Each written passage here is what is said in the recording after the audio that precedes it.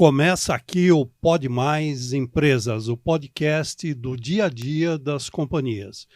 Nós estaremos trazendo vários assuntos, fundamentalmente gestão, sustentabilidade e alguns cases também com alguns dos maiores especialistas do país, como nossos convidados. Nós queremos fazer um agradecimento pelo apoio e parceria do estúdio Turnet Brasil e do jornal Empresas e Negócios. No nosso primeiro episódio, nosso episódio de estreia, nós vamos falar de governança e finanças. Para isso, nós trouxemos dois mega especialistas no assunto. A Débora Santilli, que gentilmente aceitou o nosso convite, ela que é especialista em governança, riscos, compliance, é conselheira independente de empresas, tem uma carreira longa e uma experiência muito boa para dividir com a gente. Obrigado pela sua presença.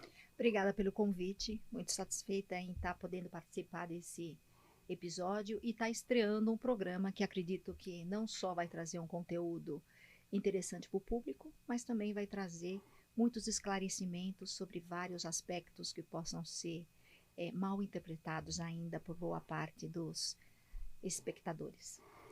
Nós trouxemos também Jair Lemes. Obrigado pela sua presença. Ele que é especialista em gestão, que é professor universitário, CEO da Brava Capital, vai explicar para a gente como é que pequenas e médias empresas acessam o capital de giro e outros capitais que forem necessários também para o seu dia a dia. Obrigado, Jair, pela presença e pelo aceite do convite. Eu agradeço a oportunidade, é uma honra, né, participar disso, e o mundo precisa de governança, né? O país precisa de governança, as empresas brasileiras precisam, quanto mais as empresas pequenas no Brasil, né, que é o nosso foco de investimento hoje. Então, parabenizo aqui a iniciativa do Pode Mais Empresas, isso é muito importante, né, para as empresas pequenas, obviamente, para seus funcionários, para o brasileiro em geral, né? Para que a gente consiga evoluir como nação, governança é fundamental. Então, prazer aqui rever a Débora, que a gente já não se viu há alguns anos. É verdade, né?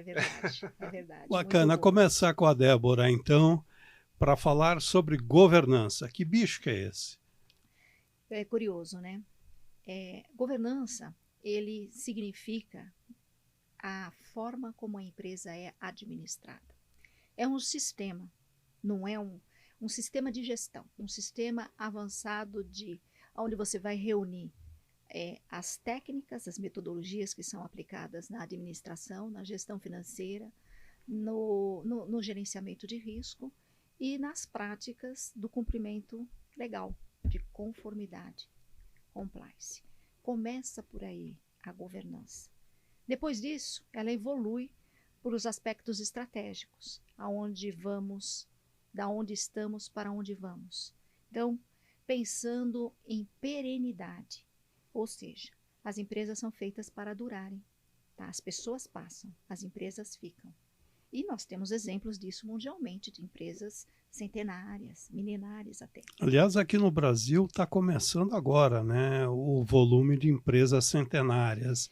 Até a virada do século, elas eram bem pouquinhas, né? Eu acho que era porque ninguém sabia, ninguém estava olhando direito para elas. Existia um certo preconceito, talvez, ou falta de informação adequado, achando que quando você fala em governança, você está se restringindo apenas a uma categoria de empresas que estão acessando capital aberto no nível de colocação de ações em bolsas de valores.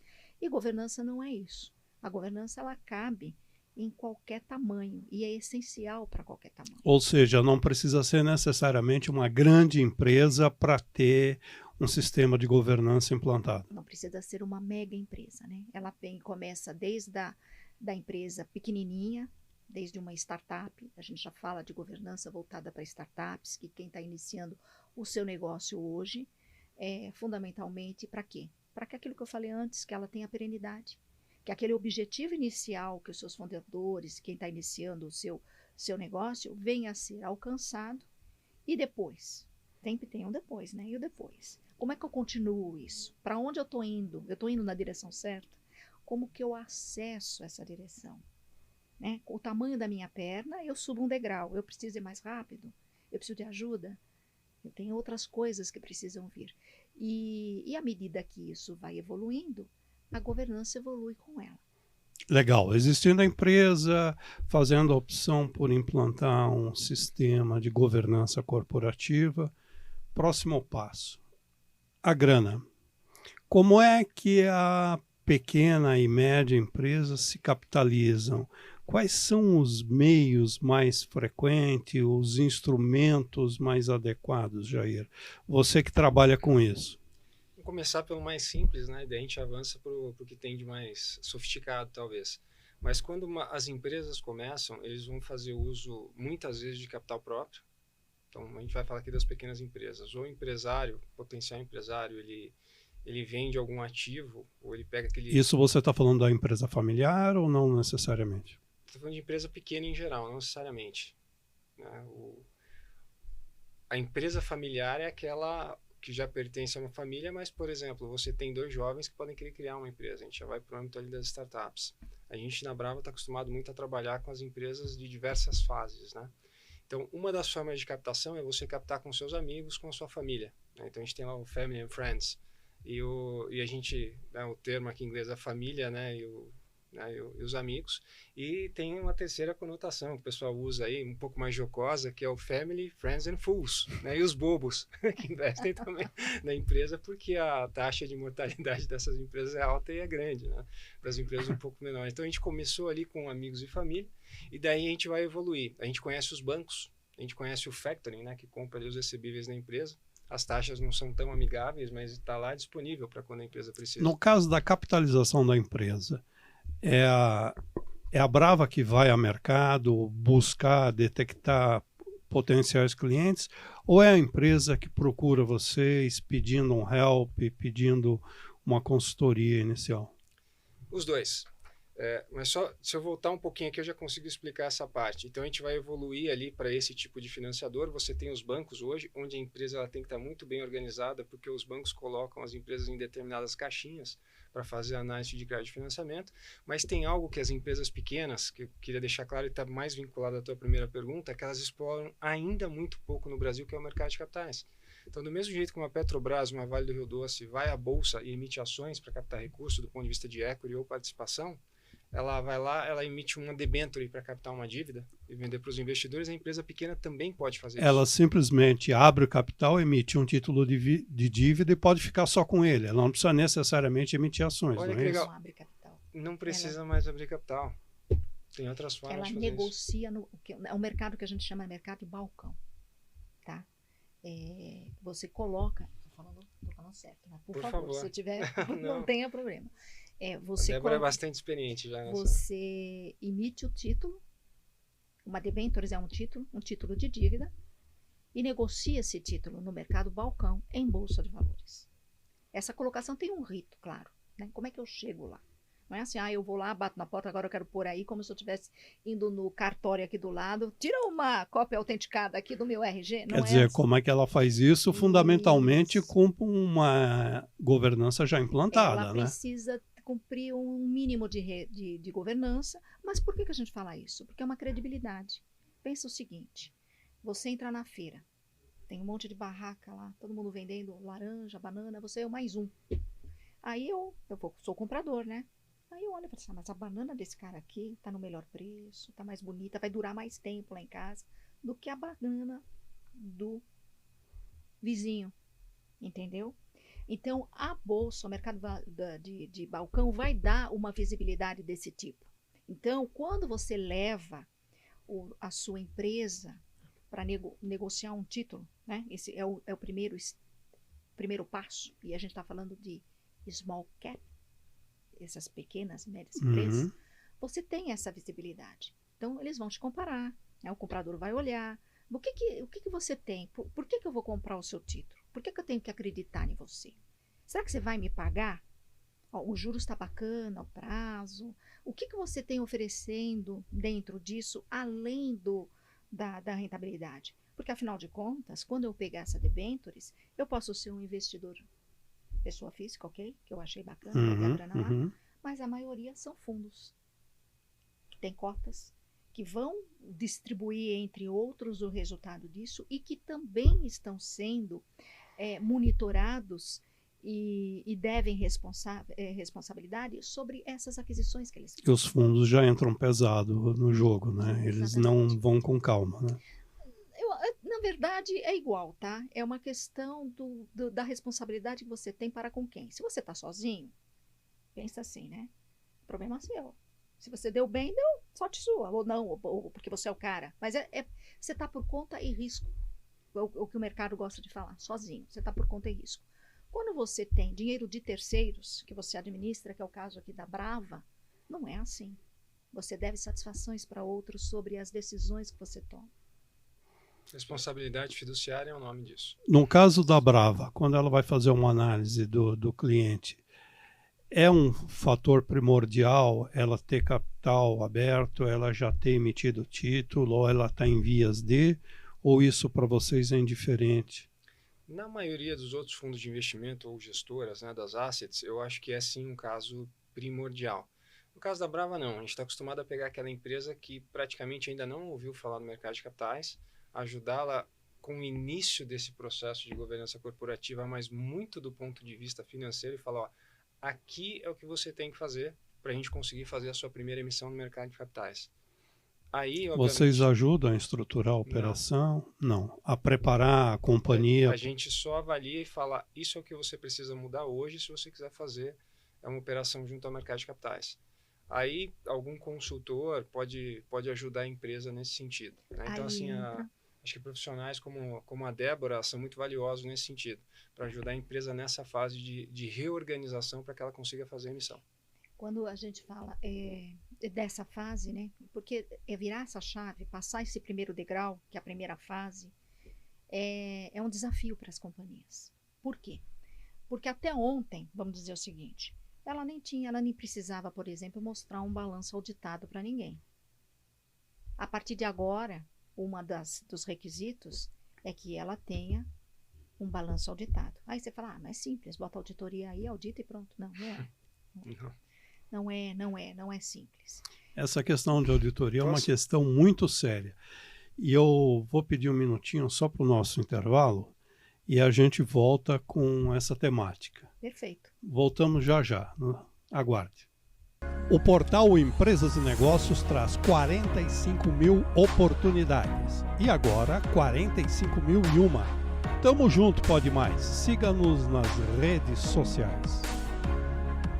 Voltamos com o segundo bloco, ainda com a Débora. Ela ia falar sobre a preparação das empresas. Preparar as empresas para acessar capitais mais competitivos, tá? Não é só o empresário no Brasil vai e bate na porta do banco. É o crédito mais caro, é a taxa mais cara, é o mais difícil de pagar, parece que é mais fácil de pegar, mas não é, porque tudo isso vem embutido na taxa de juros. Os outros instrumentos de acesso a capital que passam por mercado de capitais, estruturação de fundos de FDICs, por exemplo, que é um fundo de desconto, eles são mais competitivos no ponto de vista do uso, da otimização desse capital. E que no final do dia, vamos lá, né, no final das contas, isso vai reverter em benefício para o empresário. Seja para ele fazer um reinvestimento na própria companhia ou mesmo para receber dividendos, receber distribuição de lucros daquele empenho que ele tem feito até então. A preparação da empresa para chegar nisso daí, que eu vinha falando aí, preparar, passar por uma estruturação financeira para se conseguir até introduzir uma auditoria e tirar um balanço auditado. Por que isso é importante? Porque neste momento se avalia todas as práticas, aquilo que eu falei no início, as práticas de gestão, as metodologias de gestão que estão sendo colocadas dentro da empresa. Entra os aspectos de governança. E finanças, como o Jair vinha falando, é um pilar fundamental para isso. Porque passa por finanças. Se finanças não estiver legal, não vou nem olhar o resto. Ninguém nem olha o resto.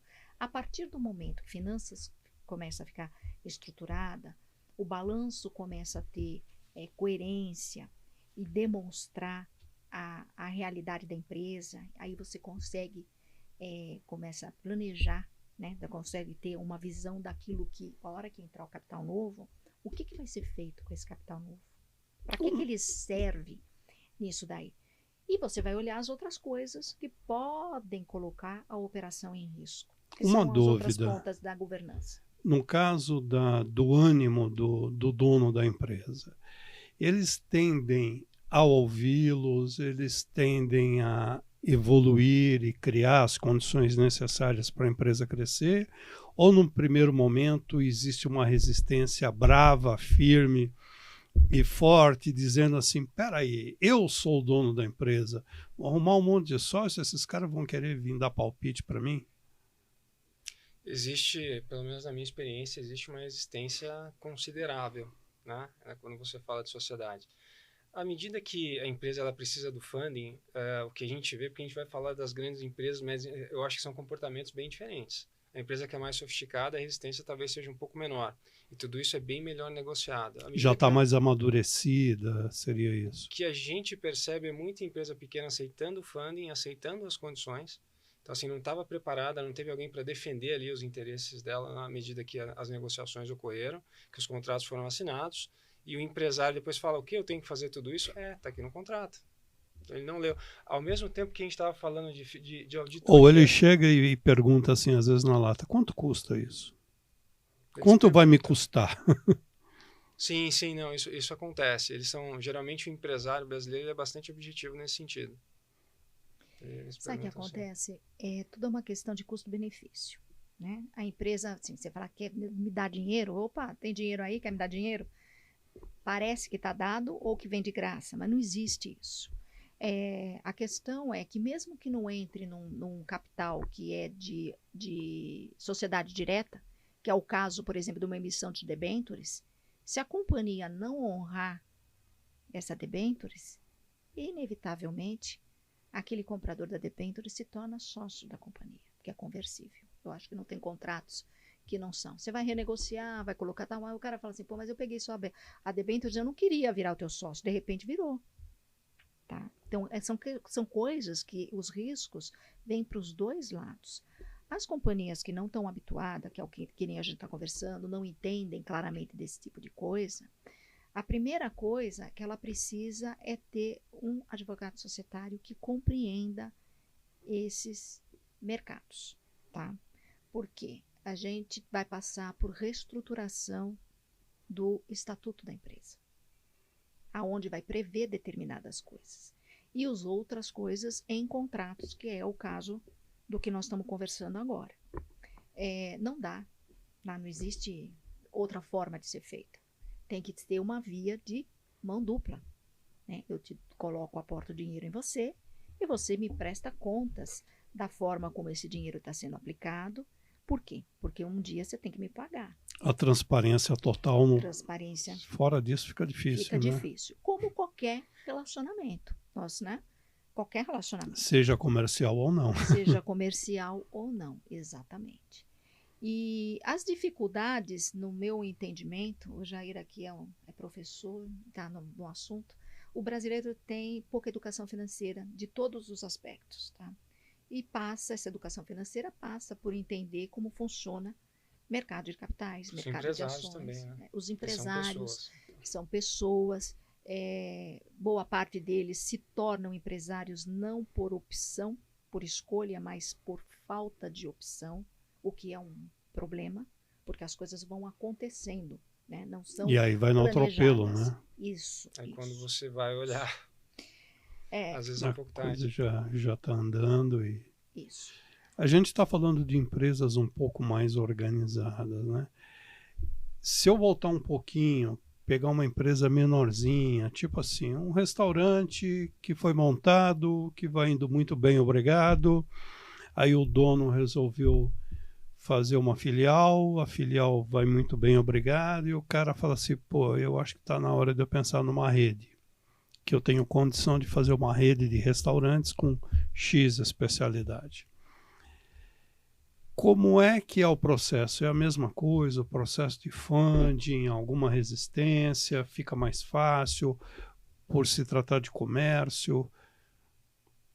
Eu acho que à medida que esses empresários eles partem, né, para esse processo de expansão, aí ele tem que estar com a cabeça um pouquinho mais aberta. Ou ele tem funding próprio para fazer isso, e aí vem a questão do termo que a gente cunhou na Brava, que é o capital inteligente. Isso lá 15 anos atrás. Ou ele vai usar um capital ruim para colocar no negócio, e ele vai pagar um preço por isso. Isso quebra muitas empresas, inclusive, tem que tomar muito cuidado.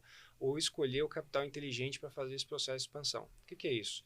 Ou você tem o capital próprio, ou você vai chamar um sócio, que vai entrar no seu capital social, ou você vai tomar uma dívida, só que tem que ser uma dívida adequada. A gente está cansado de ver empresário tomando dívida de curto prazo para projeto de longo.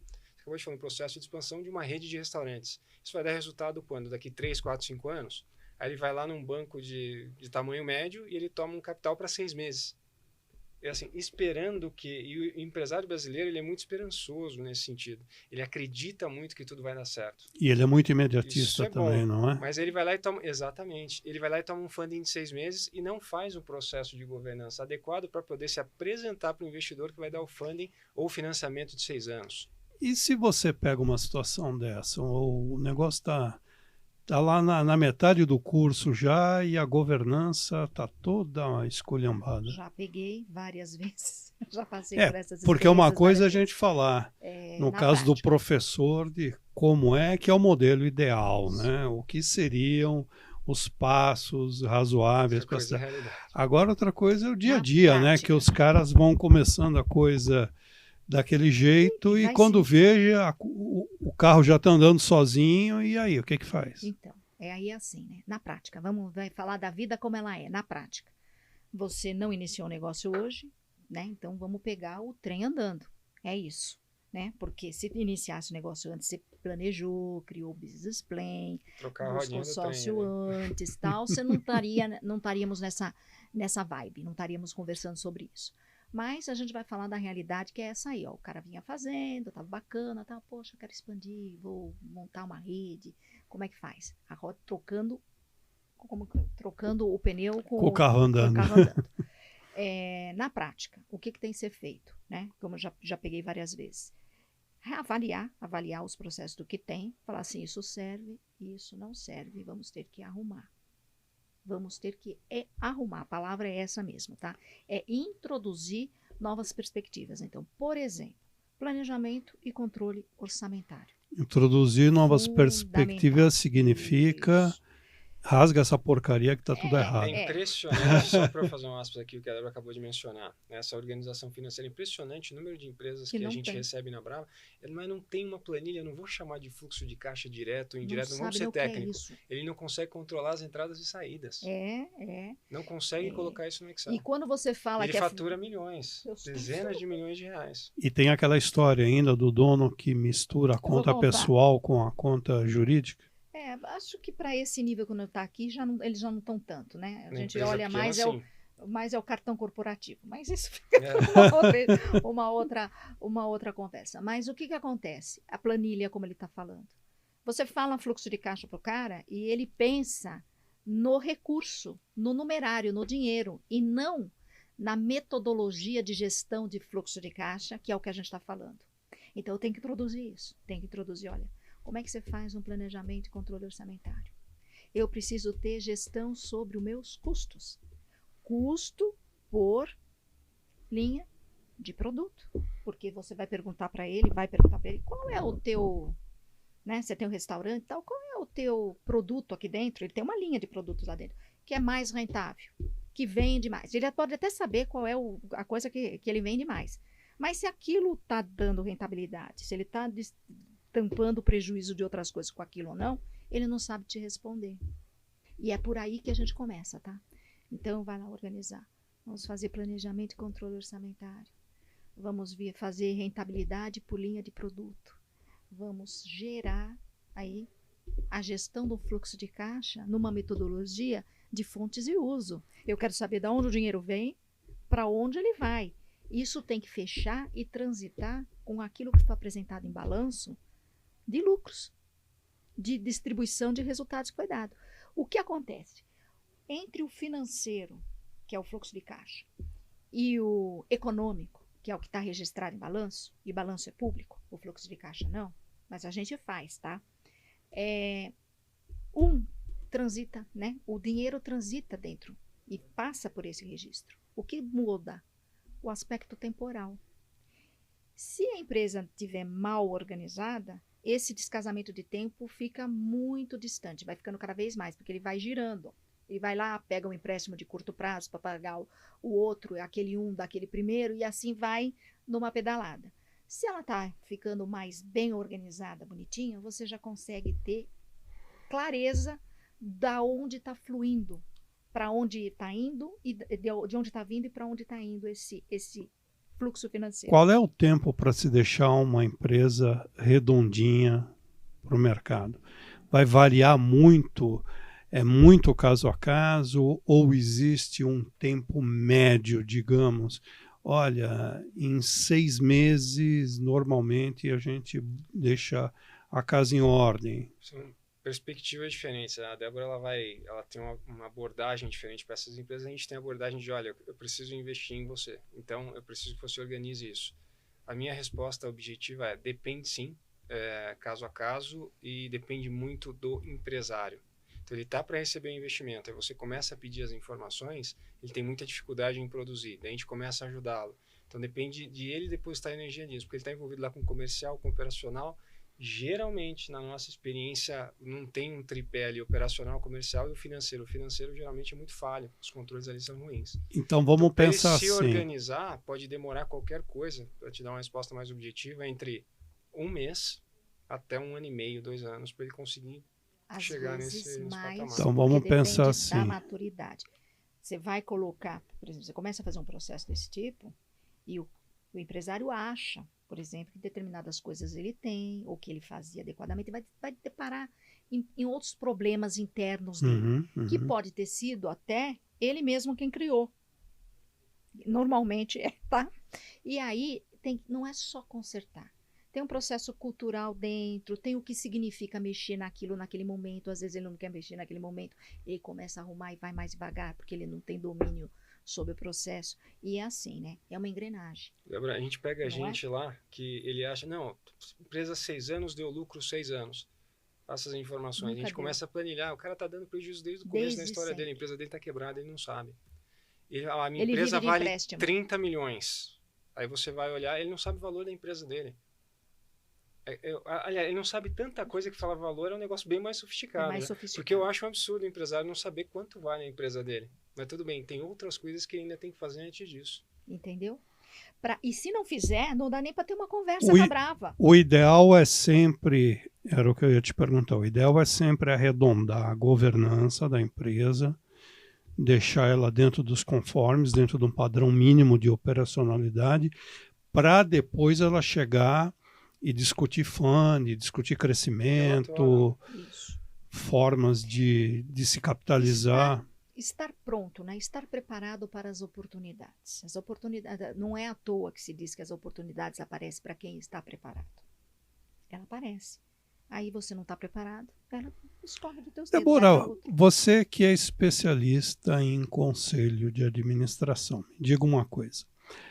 Não é incomum a gente pegar empresa de capital aberto, eu já vi isso daí. No relatório dele você vê assim, composição do conselho. O cara é presidente executivo, é presidente do conselho também. Tem um outro irmão dele no conselho e mais um dito conselheiro independente. E a filha que estuda, que fez, sei lá, artes cênicas em Pois Nova York. Me falem isso. Como... Mas tem, não tem? Ela aguentou, não me fala, você nem E acabou de se formar e não trabalhou nem um dia ainda, mas ela tá lá no... Uma vez eu fui fazer um relatório de sustentabilidade para uma determinada empresa. Nenhuma crítica, tá, pessoal? Eu acho genial. Só tô falando, não tem nada a ver. A gente Aliás, estava falando até agora há pouco, você vai colocar... É necessário que eles existam, né? Sim, claro. com certeza. Mas você vai colocar uma pessoa que fez artes cênicas para ser ministro da, sei lá, da economia ou da saúde do país, chances são de que isso pode Olha, eu tenho um funcionar. conselho, Nós eu, meu tivemos um cunhado... que nem curso superior fez. Eu, meu cunhado e minha filha. E aí? Como é que faz? Então, Como é que vamos você... entender, gente. Nós temos o direito à propriedade, né? Vamos começar no antes das coisas. A governança existiu, e está se falando de governança, nós entramos num nível de patamar dali para cima para falar. Vamos descer agora um pouquinho. Ele tem um antes. Tudo isso só se fala por uma questão de gestão de propriedade. Então, o direito à propriedade é incontestável. Eles são donos. Eles iniciaram o negócio, eles fundaram o negócio. Eles têm o direito à propriedade. Ponto, acabou. Se ele for estudar aquilo que na nossa opinião, era o mais adequado para administrar uma empresa, ou ele não achava que um dia fosse sentar naquela cadeira, por isso foi fazer artes cênicas, por exemplo, e de repente veio por uma questão, talvez, de problemas de uma sucessão rápida, que não tinha sido preparada, não tem tu, na falta de tu, vai tu mesmo, sabe como é que é isso? Por quê? Porque é um direito de propriedade. Aí ele cai lá, ok? Bom, não, ok, tranquilo, até porque no Brasil a gente tem cineasta que é filho de banqueiro. Não tem, não então.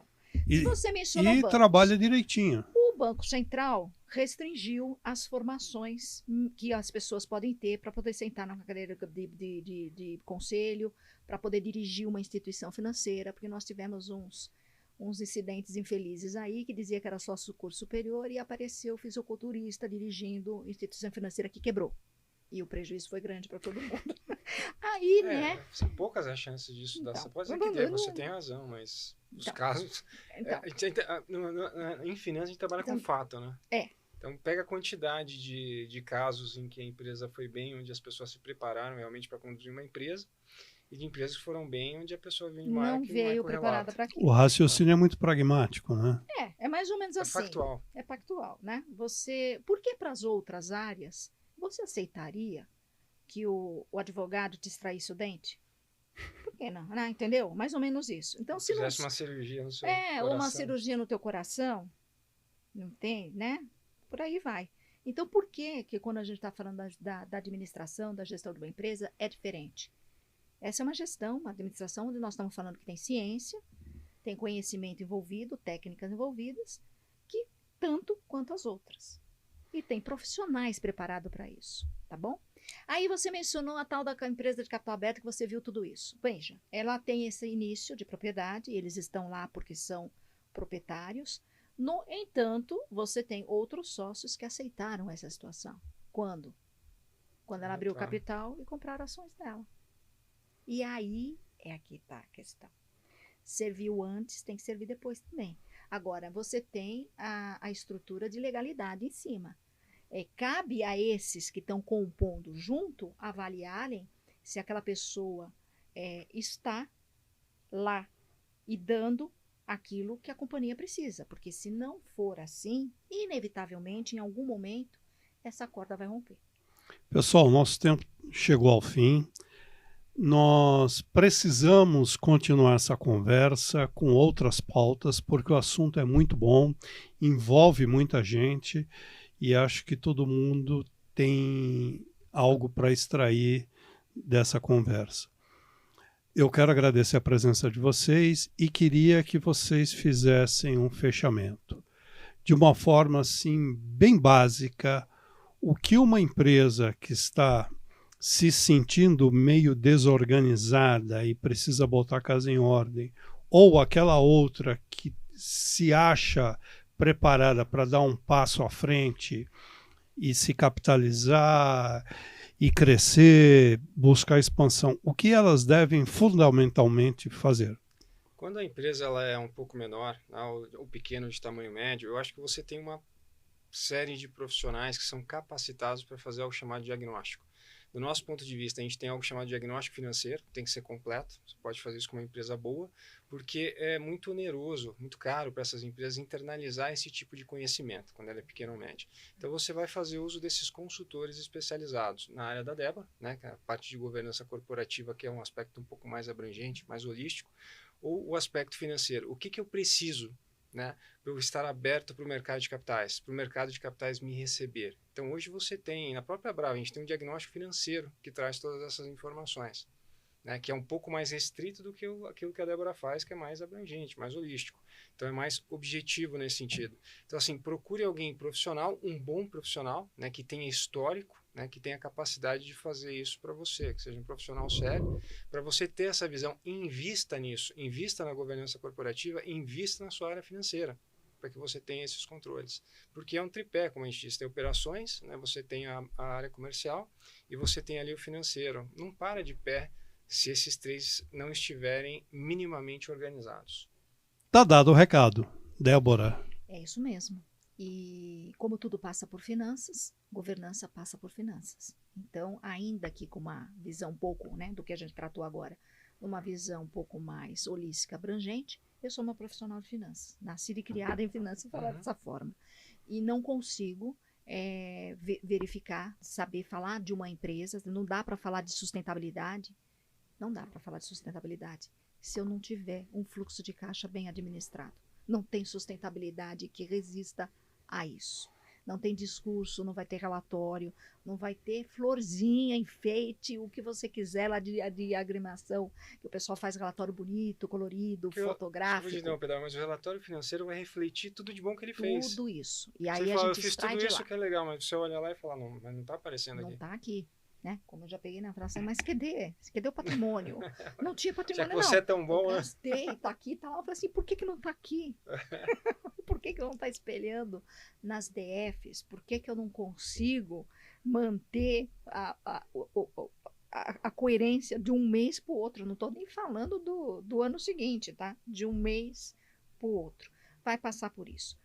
E a gente precisa realmente, né, qualquer conselheiro, consultor de empresa que vai estar como eu, que vai estar fazendo um diagnóstico, vai estar olhando, preparando uma companhia para que ela possa acessar capitais mais estruturados, para que ela possa captar um sócio de que possa levar ela em lugares aonde ela não consegue ir sozinha, ainda que seja uma joint venture, que não tenha uma responsabilidade tão grande de questões societárias, mas que tenha a ver com a apuração de resultado, porque a joint venture vai falar da apuração de resultado. É fluxo de caixa, é EBITDA e tal, as continhas, pura. Vai passar por esse aspecto que a gente conversou aqui agora. E precisa ter essa visão dentro. O Jair levantou um assunto importante aqui. É caro para internalizar. E não só é caro para internalizar, como também tem uma questão de experiência de multissetorial, de passagens, que alguém que venha com expertise vai agregar dentro da empresa do que eu contratar um funcionário para fazê-lo. O empresário, eu acho que ele tem um CFO, né, um diretor financeiro, mas ele tem contas a pagar, então você tem que mostrar isso para ele. Que é diferente, que não né? consegue organizar a planilha ainda. Exatamente. Coitado, não foi preparado para isso. Não, né? foi, exatamente, não foi. E porque leva anos. Leva anos para você formar um profissional com esse pedigree, tá? Leva anos. Ok. Muito obrigado, agradecemos a presença da Débora Santilli, do Jair Lemes. Eu agradeço. Espero revê-los em breve com outros palpitantes assuntos do mundo corporativo. Estou à disposição. Obrigado e bons negócios para vocês. Muito obrigado.